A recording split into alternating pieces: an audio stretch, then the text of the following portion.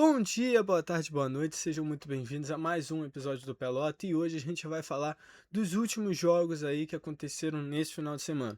Tivemos o clássico vovô, Botafogo e Fluminense, que terminou 1-1, e tivemos o jogo do Flamengo contra o Vitória, que ganhou de 2-0, e o Vasco empata com o Bahia lá em Salvador. Então de vitória só tivemos a do Flamengo, o resto foi empate. Então siga lá, Pelota, vambora e desce a intro.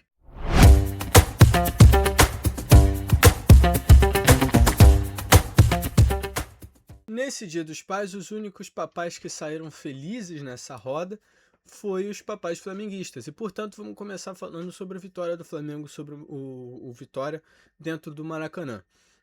Uma coisa que eu preciso deixar bem claro aqui é que as principais críticas do Flamengo contra o Flamengo é que principalmente o trabalho do Leonardo Jardim é que pouco, assim, não é matador de jogo. Porque assim, e isso é uma coisa que eu reparei nesse jogo também do Vitória. O Flamengo abriu o placar com aquele golaço do Pulgar, né? Aquele espetacular, enfim. E deixou levar até o segundo tempo o 1-0. E eu já falei várias e várias vezes aqui dentro do canal que o time do Vitória é um time muito, mas muito traiçoeiro. É um time muito traiçoeiro. E se você deixar esse 1-0 levar, em algum momento ele vai te atrapalhar e vai te dar uma dor de cabeça. E graças a Deus com o Flamengo não deu nada, né? Mas o Vitória estava começando a gostar do jogo, estava começando a tabelar bem, estava começando a dar uma suposta investida ali para tentar tirar um placar, mas a defesa do Flamengo também estava muito bem construída. Mas assim, eu acho que brincou com o resultado. É 1-0? É 1-0, mas é melhor fazer o 2-0, é melhor fazer 3-0, tem plantel para isso. Botaram bola na trave, pouco chegou, mas por quê? Vamos primeiro falar de coisa boa, né? Eu particularmente acho que os primeiros 20 minutos do jogo foram os melhores primeiros tempos, assim. Primeira partida, melhor partida, ponto, do Flamengo no ano.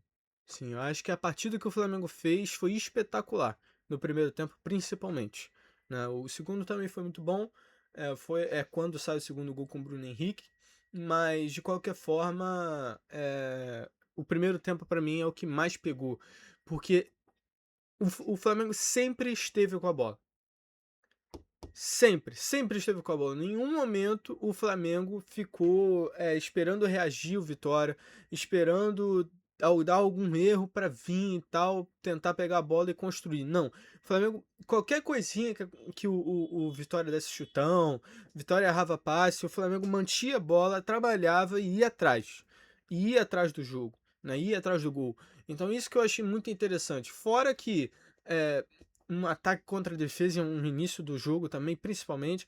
Cara, assustador. Toda hora entrava chutava no gol. O Arcanjo trabalhou pra cacete nesse jogo, né? E. Enfim, eu achei o primeiro tempo do Flamengo excepcional, espetacular. Assim, eu acho que é um dos melhores momentos do Flamengo nesse ano foi nesse primeiro tempo. E alguns jogadores que até a gente comentava aqui que estavam entrando numa decaída muito grande, como o Jorginho, né, como enfim outros jogadores que estavam numa decaída, voltaram melhor, né, jogaram bem nesse jogo, né, e existe aquela coisa, né, se todo mundo joga bem, qualquer um joga bem também. Pode ser isso realmente, mas o que importa é que eles jogaram muito bem, principalmente o Jorginho, eu acho que ele jogou muito bem. E teve outros que se destacaram mais. Eu acho que o Samuel Lino é o principal nome do Flamengo agora no momento, né? Eu acho que chega até em questão de momento, né? Em questão da importância tática e técnica do Flamengo, eu acho que o Samuel Lino chega a ser equiparado com o Arrascaeta, porque a gente percebe muito a dependência do Leonardo Jardim com o Samuel Lino, porque ele é uma peça importantíssima, né? Enquanto o Felipe Luiz usava o Samuel Lino só para rabiscar ali, fazer essa fumaça ali, O Leonardo Jardim já usa ele por uma questão também de rabiscar, de fazer fumaça, mas também por uma questão tática. Então, durante o momento inteiro, ele está aparecendo no jogo para ajudar o Flamengo. E isso é muito importante, isso ajuda muito na moral do clube, né? Na moral do time dentro de campo. Então, eu quero dar esse destaque para o Samuel Lino, acho que ele é um dos personagens principais desse jogo, e de outros, né? Tem feito alguns gols aí. E, enfim, o Flamengo agora está em segundo lugar, só 6 pontos atrás do Palmeiras. E assim, eu acho que o Flamengo tem capacidade sim de chegar no Palmeiras. Acho que o Flamengo tem sim é, que ter esperança de chegar no Palmeiras. E eu acho que a moral, o pensamento dentro de vestiário, dentro de tudo, é isso, que dá pra chegar. Tem que aproveitar esses momentos que o Palmeiras está cambaleando aí, empatou com o Inter, empatou no último jogo também, enfim. Aproveitar esses momentos para avançar, dar uma arrancada. E vale lembrar também que o Flamengo tem um jogo a menos, né? Então, tudo isso vai ajudar o Flamengo aí a acelerar esse processo do brasileiro. Vamos ver como é que vai ser. O Palmeiras até então não tá fazendo nenhuma arrancada na tabela, tá bem fraquinho, tá um momento bem devagar. Então agora eu acho que é o momento do Flamengo partir para cima e tentar ganhar esse brasileiro mais um, né, na sua história. Queria dar um destaque aqui também, antes de qualquer coisa, pro Bruno Henrique, né, o autor do segundo gol. Não é à toa que o jogador vai receber um busto na Gávea, mas o que eu quero destacar é a importância não, mas sim a história que esse cara carrega com a camisa do Flamengo, né? Ele volta, ele faz esse gol. Eu poderia dizer que é decisivo, porque o Flamengo poderia ter empatado esse jogo e ser complicado. Então eu vou dizer decisivo, foi um gol decisivo, foi um gol importante.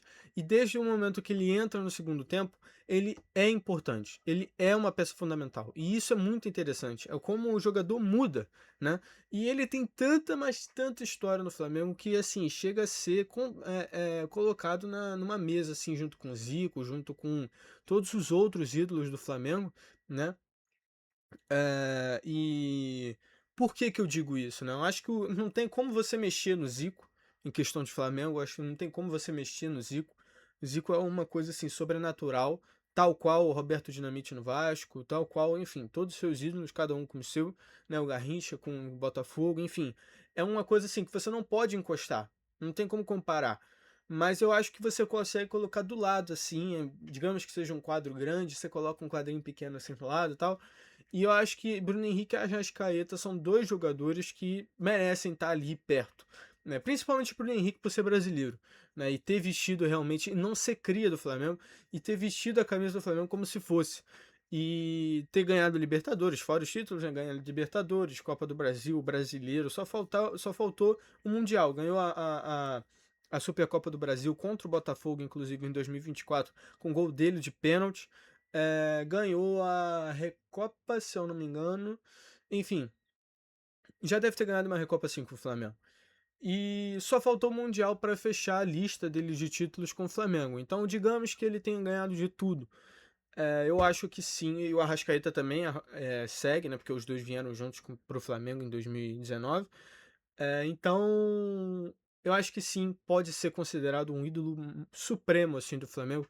Eu acredito que o Flamengo não vai ver um jogador como o Bruno Henrique e o Arrascaeta tão cedo, com tanta importância, né? Eu acho muito difícil isso. Quando os dois saírem, vai ser uma coisa muito complicada. Agora falando sobre o clássico vovô, né? Para quem não sabe, a gente chama o clássico entre Botafogo e Fluminense como clássico vovô por ser o clássico mais antigo, né, do futebol brasileiro. O primeiro clássico vovô que teve foi em 22 de outubro de 1905. É o clássico mais antigo e também é o terceiro clássico mais antigo da América Latina. Então recebe esse título aí por ser um vovozinho, né? Aquele vovô simpático com aquela camisa do tricolor, ou aquele vovô simpático com a camisa 7 do Botafogo, falando que assistiu o Garrincha jogar e que foi uma divindade em campo. Mas falando agora do jogo, é um jogo assim que eu particularmente acho foi misto, mas o primeiro tempo inteiro deu Botafogo. Então acaba me contradizendo um pouco. Mas o primeiro tempo deu Botafogo o tempo inteiro, né, poucas vezes eu vi o Fluminense fazer ofensivas, assim, fora chutes de longe e tal, tô dizendo no campo e bola, mas, poucas vezes eu vi o Fluminense ofensivamente, assim, no primeiro tempo. Via mais o Botafogo partindo em contra-ataque, chutando mais no gol, enfim. Acho que o Fábio trabalhou mais do que o Arlesson, goleiro do Botafogo, no primeiro tempo. Já no segundo, o Fluminense dá uma arrancada do nada, assim, toma um gás e começa uma pressão danada, querendo buscar o resultado. Ah, claro, no primeiro tempo sai o gol do Alex Telles, um golaço, um golaço, um golaço, um golaço de falta. Alex Telles que agora está recebendo o título de ídolo das novas gerações do Botafogo, já comento sobre isso. Mas voltando aqui, abre o placar 1-0 Botafogo. Segundo tempo, o Fluminense empata com um gol do Ignacio de cabeça. E uma coisa que já estava sendo prevista, porque o Serna teve uma jogada logo antes, né, sozinho dentro da área do Botafogo. O Botafogo esqueceu de marcar, eu acho. Deve ter esquecido de fazer a função deles. Deixou o Serna sozinho, ele cabeceou, mas o Arlesson defendeu. Adorei esse não, cara. O Arlesson. O goleiro do Botafogo defendeu, mas quando foi o Ignacio, o goleiro Warleson não conseguiu fazer a defesa. Mas também já vou comentar sobre ele. E depois desse empate, o jogo ficou muito morno. O Fluminense desacelerou, uma boa parte do clube, uma boa parte do time cansada, né? Naturalmente, depois de uma pressão danada, já estava jogando os 45 primeiros minutos. Ainda vai jogar o resto do segundo tempo, faz essa pressão, obviamente que ia cansar. E aí o Botafogo aproveita, né, troca algumas peças e mantém o controle do jogo, tentando, obviamente, virar o jogo, né? Algo que o Fluminense não entendeu, né? O Fluminense empatou o jogo e achou que já estava de bom tamanho e resolve recuar. O Botafogo, por sua parte, não. Quer entender que é um clássico, quer entender que sua torcida está assistindo e quer ganhar o jogo. Então a postura do Botafogo foi muito mais ofensiva do que a do Fluminense, na minha opinião. Mas agora falando dos personagens do jogo, né? Primeiro começando pelo goleiro Arlesson, o Botafogo passa por um momento muito complicado com goleiros, né? Não tivemos a experiência de jogar esse campeonato brasileiro, início de campeonato brasileiro com Neto, que é um goleiro que desagradou muito a torcida e a mim por ter assistido esse sujeito jogar dentro do Botafogo. Tivemos alguns outros goleiros, como o Raul e o Léo Link, mas nenhum dos dois ficaram e trouxeram o Warleson recentemente. O Arlisson até então se manteve, né, desde que ele estreou antes do jogo contra o Fluminense. Quando ele estreou, o Botafogo não tomou gol, só tomou um gol agora contra o Fluminense, mas que também não foi culpa dele parcialmente. Eu acho que a marcação do Botafogo deu muita bobeira, principalmente no segundo tempo, a ponto do Serna cabecear, mas foi defendido. E a outra vez não tinha como defender, a defesa deu uma moleza realmente, mas o Franklin Carvalho logo corrigiu essa organização da defesa e o Botafogo conseguiu se segurar e melhorou muito mais seu jogo, né? Voltando para o Fluminense, eu acho que a diretoria do Fluminense não tem noção do que está acontecendo agora. Eu, Francisco de Paula, acho que a diretoria do Fluminense não tem noção do que pode acontecer caso o Zubeldia fique, tá? Fique no Fluminense. Porque, gente, deixando uma coisa bem clara aqui, é mais fácil chover canivete nesse exato momento em que eu estou gravando o vídeo do que o Zubeldia mudar o seu estilo de jogo no próximo jogo do Fluminense na Libertadores. É mais fácil isso acontecer, porque técnicos argentinos são teimosos, não é só brasileiro que tem isso. Técnicos argentinos raramente mudam o seu estilo de jogo e raramente mudam os jogadores que eles gostam de jogar. E na maioria das vezes é argentino. Eu tenho certeza que o Zubeldia não usa o Cano constantemente pela sua lesões, né? Pelas suas lesões que acontece frequentemente. E ele agora resolveu colocar o Castilho, né? Que é um jogador do Lanús. Lanús que o Zubeldia é torcedor e começou trabalhando, se eu não me engano. Se eu não me engano, ele começou a carreira dele no Lanús. Eh, Enfim, tem um vínculo, com o Lanús e coloca o Castilho para jogar nesse clássico que, meus amigos, assim, quem foi que contratou esse cara? Quem foi que teve a ideia de contratar esse cara? Quem foi que achou que só porque o cara fez um gol no Flamengo, na Recopa, que não sei o que não sei o que lá esse ano, o cara realmente encaixaria no Fluminense? Quem disse isso? Quem foi o sujeito que levantou o dedo na reunião e falou: pô, eu acho maneiro a gente contratar aquele atacante lá, Castilho do Lanús, porque ele fez um gol no Flamengo? Ah, Francisco, mas não é motivo, não foi por esse motivo que contrataram, não tem nada que seja oficializado uma notícia, isso é um julgamento, é uma hipótese, realmente é uma hipótese. Porém, eu não entendo nenhum outro motivo que seja plausível para ser contratado o Castilho pelo preço que foi, né? Principalmente isso, pelo preço que foi. O Castilho, desde o Lanús, mostrava ser irregular, não tinha uma sequência de jogos bons, né? Jogos firmes, mas o Fluminense resolve contratar ele assim mesmo e ele faz lances assim relâmpagos de momentos bons. A única coisa boa que ele é bom realmente é o prato-chefe dele é a cabeçada. Porém, também pouco se faz isso, né? Por ele ser alto, a cabeçada vai ser realmente boa, mas ele pouco faz isso.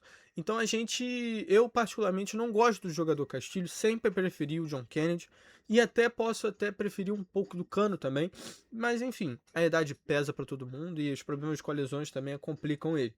É, o John Kennedy faz uma falta danada nesse time, né?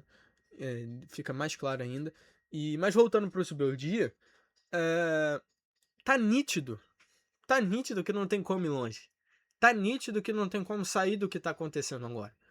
E se a diretoria não tomar nenhuma decisão, você ficar nessa de não penso em trocar técnico, não penso nisso, não penso naquilo, vai se complicar na tabela, só isso. Se o Zubeldia não cair, quem cai é o Fluminense. Né? E quando eu digo cair, não é Série B, obviamente, eu digo na tabela. O Fluminense estava em terceiro lugar competindo para brasileiro, gente. Competindo para brasileiro e agora está em quarto lugar, descendo. Entendeu? Pode até não se classificar para Libertadores, claro, caso o Zubeldia continue, que até então é o que parece. Então, a minha opinião honesta é que o Fluminense está muito prejudicado pelo Zubeldia, fora o problema dele de não usar jogadores da base, né, que é uma coisa que aquele jornalista da Globo, Roger Flores, né, ex-jogador do Fluminense, inclusive, na Série C, é, comentou que o Fluminense não tem nenhum jogador da sua base. E a gente sabe, gente, qualquer um que acompanha o futebol brasileiro sabe que a base do Fluminense é uma das maiores do Brasil. Né? O que mais revela, junto com a do Santos, é o que mais revela jogadoraço. Né? Até recentemente a gente teve um jogador que ajudou muito o Botafogo, que é o Luiz Henrique, que é cria do Botafogo. Desculpa, que é cria do Fluminense. Luiz Henrique é cria do Fluminense. Tem toda essa questão, né? Se ele é botafoguense, se ele é tricolor, mas ele é cria do Fluminense. É um jogadoraço, tá por aí pelo mundo, né? Fora outros aí que desapareceram, mas que fizeram boa passagem aqui no Campeonato Brasileiro. Enfim, é que mais revela jogadores bons e jogadores talentosos. E você não ter nenhum jogador da base dentro do banco, dentro dos relacionados, é uma ofensa à própria instituição. Porque a instituição carrega isso no peito como uma medalha, um título de ser a base que mais revela jogadores talentosos. E ver um treinador que, até então, ao que parece, não entende de muita coisa da história do Fluminense, do que o Fluminense carrega e quer impor suas medidas. E assim, gente, se fosse assim e ganhasse o título e ganhasse os partidos, a gente até relevava. Mas agora tá perdendo. E o Zubeldia também não ganhou nada pelo Fluminense. Né? Foi eliminado pela Copa do Brasil de novo, né? Foi eliminado no Carioca na final. Enfim, não ganhou nada. Não ganhou nada. Só fez uma boa campanha inicial no Brasileiro, a ponto de chegar ali bater no Brasileiro, bater numa competição ali pro Brasileiro, mas agora tá caindo de novo. Então vamos ser realistas.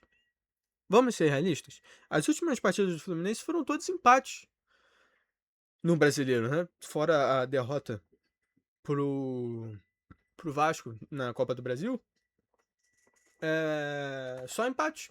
Então, assim, e vai decaindo, vai caindo, vai caindo, vai caindo. Vai esperar perder para demitir, vai ser tarde demais. O mercado tá aí, né. Claro que o mercado do futebol brasileiro agora no momento não é muito bom, porém, há de se encontrar alguém no mundo, nesse mundão que a gente vive, que seja um bom técnico e consiga ajeitar o Fluminense. E pro Botafogo, acho que eu não preciso nem dizer nada, jogou muito bem, podia ter ganhado o jogo, alguns momentos vacilou ali, principalmente com o Vidalba, né? O Vidalba corria muito, mas finalizava muito mal, e entre outros jogadores, mas o empate também não saiu de todo mal. Claro, os 3 pontos sempre importantes, mas acho que o gosto amargo fica mesmo na boca do Botafogo, porque podia ter ganhado. E agora, por fim, vamos falar do empate do Vasco, que é um empate injusto, honestamente. Acho que o Vasco jogou muito bem. Claro, teve uns momentos de derracada, principalmente no segundo tempo. O jogo começa a ficar chato, fica favorável para o Bahia, principalmente nas trocas. Ele troca por Marini Restrosa, enfim, coloca Spinelli, jogadores que não ajudam o Vasco, né? Muito pelo contrário, só atrapalham o Vasco. E o do primeiro tempo do Vasco foi bom. Assim, eu acho que uma coisa que tá me deixando muito indagado de ver é como o Vasco toca bem a bola. Porque é uma coisa que faltava muito no Vasco, essa qualidade, né, do toque de bola, do encontra aqui, do toque e passe e tal. E isso é uma coisa que faltava muito no Vasco e agora voltou a ter, né? O auge disso foi com o Diniz nos momentos maravilhosos de 2025, chegando aí à final de Copa do Brasil. Depois também dá uma decaída enorme logo no início do ano. Enfim, são momentos que eu gosto de ver. Eu gosto de ver essa tabela e tudo mais, esse encontro. Mas agora é, o Vasco reencontra seu futebol, tem trabalhado muito bem, porém o empate não foi justo. Um amigo até comentou comigo que se impedimento não existisse, o David seria o novo Pelé, porque o David fez gols, né, no Fluminense e agora contra o Bahia, e os dois impedidos, né? Impedidaços, não tem nem como defender. Então complica, né? Complica muito isso. O Adson chegou a fazer também um gol que estava impedido também. Agora com semiautomático, meu irmão, acabou. Acabou, acabou, acabou, acabou. Acabou a graça. Impedimento para todo mundo, é isso aí. Ah, esse sapatinho, sola de sapato, não interessa. Tá impedido, tá à frente, anula o gol. E o Vasco foi prejudicado, né, por esse semiautomático agora nesses 2 gols. Claro, eu acho que o jogador tem que se posicionar melhor, sabe que vai ser analisado pelo VAR, vai ser analisado pelo semiautomático, tudo isso.